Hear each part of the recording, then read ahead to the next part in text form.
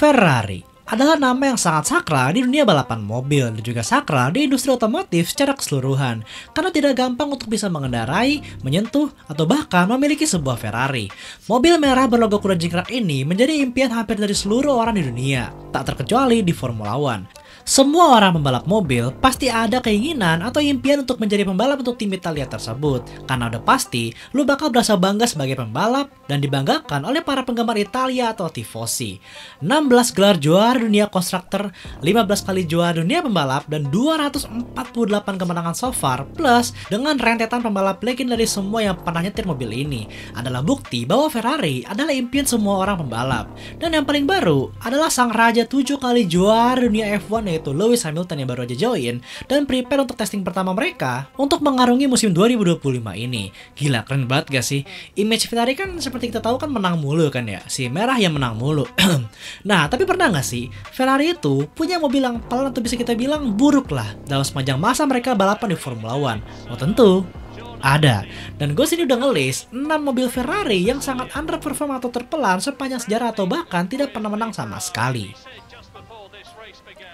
Ferrari F60. Setiap regulasi mobil baru diterapkan, semua tuh seakan-akan seperti gacha gitu. Karena semua tim bener-bener mulai dari nol lagi bikin mobilnya. Semua nol data sampai bener-bener balapan pertama dilangsungkan pada musim itu. Dan baru ketahuan siapa yang kenceng, siapa yang pelan. Itu terjadi pada mobil Ferrari F60 pada musim 2009. Setelah sukses raih gelar Constructors Championship pada tahun sebelumnya yaitu 2008, ya meskipun gelar balapnya gagal sih. Still lah masih juara konstruktor gitu loh meskipun masa gagal. Mereka menghadapi musim 2009 dengan full optimis. Dengan regulasi baru yang membuat mobilnya terlihat seperti lebih kurus dan juga limit RPM yang sedikit dipangkas. Dan regulasi baru ini juga membuat mobil F1 2009 terlihat berbeda banget sama mobil 2008. Nah, pas musim 2009 dimulai, langsung terlihat jelas bahwa Brown GP lah yang menguasai F1 musim itu. Dengan teknologi double diffuser yang bikin grip belakang mereka enak banget dan juga stabil banget di tikungan. Sementara Ferrari susah payah di papan tengah, dan bahkan hanya untuk sekedar cetak poin aja mereka tuh perlu 4 balapan loh di Bahrain baru mereka bisa cetak poin. Selebihnya belum. Understeer oversteer yang gak imbang, balance yang gak enak juga power sedikit kurang. Tapi untungnya masih kebantu sama teknologi KERS ya, jadi masih kenceng lah lurusan. Hingga nunggu pertengahan musim baru deh mereka berbenah mobilnya. Nah, pas udah berbenah ini, baru udah mulai pada bisa podium, kayak Massa ketiga, terus juga Kimi mulai finish ketiga, kedua, ketiga, hingga akhirnya Kimi menang di GP Belgia pada musim itu. Berkat bantuan KERS pada mobilnya, dan juga Kimi adalah rajanya sirkuit Spa, jadi kebantu ke carry ini. Masih kenceng bang itu mah, Kimi aja masih menang, Massa masih podium. Yaudah gini deh, kan pas Felipe Massa cedera tuh di Hungari, kan ada 2 orang tuh gantiin, Luca Badoer sama Giancarlo Fisichella. Mereka berdua nggak ada tuh cetak poin satu pun nggak ada gitu. Meanwhile Kimi masih bisa podium. Lah bang, tapi kayak Luca Badoer kan bukan balap reguler bang. Ya udahlah, Giancarlo Fisichella kan balapan pakai Force India tahun itu. Tetep aja nggak poin kan. Emang ya dari kakek sama balap jagoannya di mobil. F2005. Lagi-lagi kepentok sama regulasi. Setelah tawaran dan dominan banget dari tahun 2000 hingga 2004, gila 5 tahun nih sih merah mulu, Schumacher mulu. Akhirnya regulasi baru dibuat pas 2005, yaitu nggak boleh ganti ban lagi, ban harus sampai dari mulai sampai finish, yang dimana itu kelemahan ban Bridgestone ya. Bentuk aerodinamika dan juga penataan sayap diubah juga lebih rendah untuk mengurangi downforce, dan juga hidung front wingnya lebih tinggi di bagian depan. Plus garis ban groove tire-nya di bagian depan sedikit ditambahkan. Ternyata semua perubahan regulasi yang tadi cukup untuk menghilangkan semua keunggulan yang dipunyai oleh mobil F2004 pada musim sebelumnya. Yang dimana mobil Ferrari F2005 sebenarnya kan base-nya kan dari mobil yang sempurna yaitu F2004 gitu kan. Nah regulasi ini ada, nah udah jadi berantakan tuh. Weight distribution gak jelas, bagian belakang gak stabil, kurang powerful. Bisa sih sekali fight di depan, tapi ya di sirkuit yang pelan kayak Imola gitu. Karena ya bisa parkir bis atau bisa menang di tikungan. Menang pun cuma sekali. Itu pun di balapan yang paling memalukan sepanjang sejarah yaitu US Grand Prix tahun 2005, di mana balapan cuma 6 mobil, Ferrari cuma ngelawan 4 mobil papan bawah, 2 Minardi, 2 Jordan, yang lainnya pada surrender. SF14T. Lagi-lagi karena regulasi. Ini kayaknya dari tadi Ferrari kepatok regulasi terus ya. Bingung gue. Regulasi baru 2014 adalah regulasi perubahan yang paling besar sepanjang sejarah. Dari mesin V8 ke V6 hybrid dan juga bentuk aerodinamis yang berubah secara keseluruhan lebih low downforce. Bikin semua orang kocar-kacir bikin mobilnya, termasuk Ferrari. Bak deja vu 2009, Ferrari benar-benar kesusahan banget saat awal, tengah, hingga akhir musim. Mobil yang gak stabil saat tikungan panjang, tikungan pelan, kiri kanan shiken, dan juga mobilnya tuh kayak gak terprediksi gitu reaksi mobilnya. Karena mobilnya sangat buruk saat tikungan gitu loh. Bahkan di mobil seakan-akan tuh terlalu susah gitu buat kendalikan. Bahkan untuk kelas 2 juara dunia yaitu Kimi Räikkönen sama Fernando Alonso. Beneran bikin kesel juga, bikin greget nontonnya. Karena ya dimana mereka tuh punya line up pembalap terbaik saat itu yaitu Räikkönen sama Alonso. Tapi malah ngasih mobil yang kayak gini.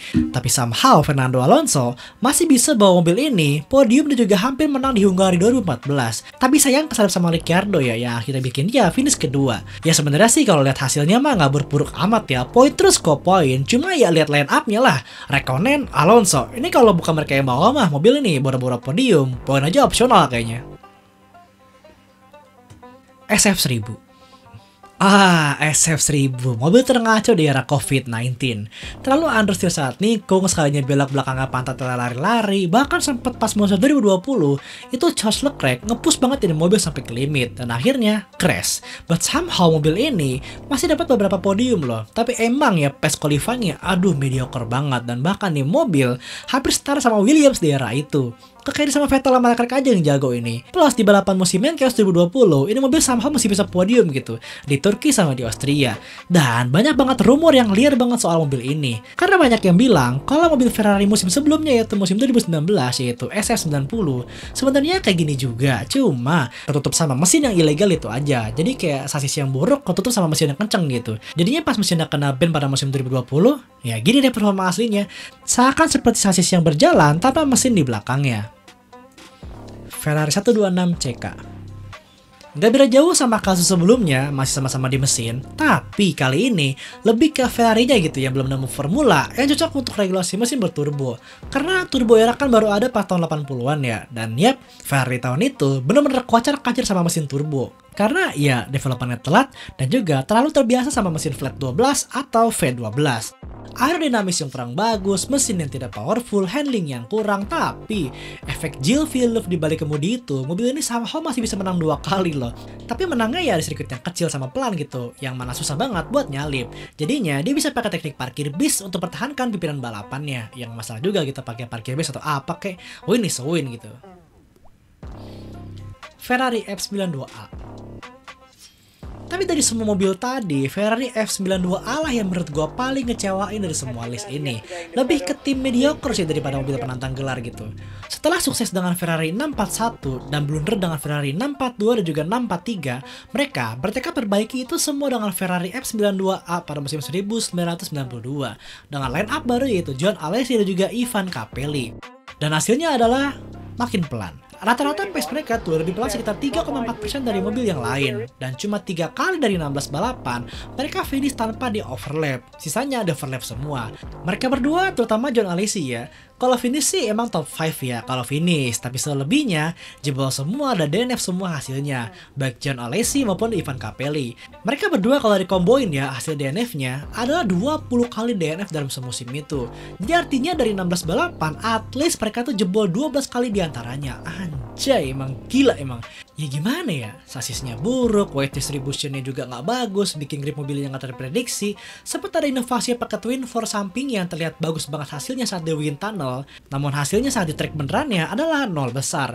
Nyatanya mobilnya malah sangat kaku dan juga nggak bisa lincah sama sekali.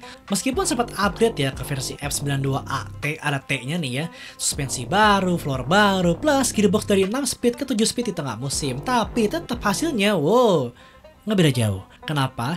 Karena masalah utamanya bukan yang tadi gitu. Masalah utamanya adalah V12-nya yang boros bensin, boros oli, power gak maksimal, dan berat banget. Hingga akhirnya musim 1992, mereka finish keempat di klasemen Constructors Championship dengan hasil 2 podium, 8 kali cetak poin, 0 kemenangan, 0 pole position, dan juga 0 fastest lap. Masih peringkat 4 loh, heran gue juga. Yap. Itulah daftar list mobil terburuk F1 Ferrari versi gua. Ingat ya guys, yang namanya tim ya pasti ada masanya lah. Ada masa bagus, masa berjuang, masa berjaya. Dan apakah combo Lewis sama Leclerc adalah masa jaya Ferrari kembali lagi? Menarik kita tunggu. Sejarah apa lagi yang mau kalian tahu? Thank you for watching. Jangan lupa subscribe.